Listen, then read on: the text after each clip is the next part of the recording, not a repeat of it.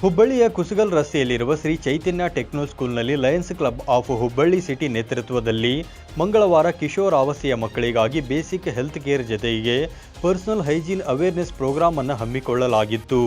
So menstrual hygiene, everyone will go through this. It is all normal. No one have to feel shy about it, or no one have to feel like.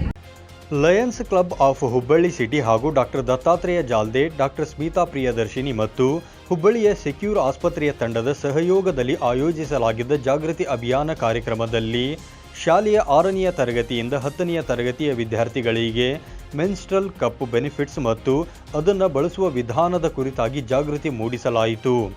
Doctor Dattatreya Jalde ಮತ್ತು doctor Smita Priyadarshini ಅವರು ಅಭಿಯಾನದ ಕುರಿತಾಗಿ ಮಕ್ಕಳೊಂದಿಗೆ ವಿಶೇಷ ಸಂವಾದ ನಡೆಸಿದರು. ಅಲ್ಲದೆ ಅವರಲ್ಲಿದ್ದ ಅನುಮಾನಗಳನ್ನು ಸಹ ಪರಿಹರಿಸುವುದರ ಮೂಲಕ ಸಾಮಾನ್ಯ ನೈರ್ಮಲ್ಯ ಮತ್ತು ಮುಟ್ಟಿನ ಕಪ್ಪುಗಳ ಪ್ರಯೋಜನಗಳ ಕುರಿತಾಗಿ ಆಪ್ತವಾಗಿ ತಿಳಿಸಿಕೊಟ್ಟರು. You have a very bad infections around your legs. Okay. So that all can be avoided by how? Tell me. Right?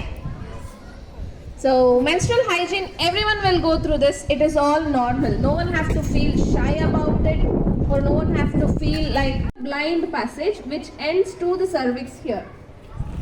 Correct? And this whatever opening that you are able to see here.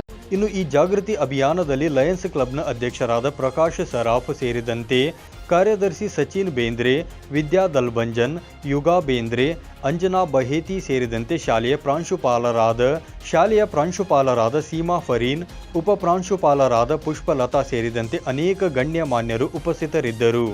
9 live news Hubballi.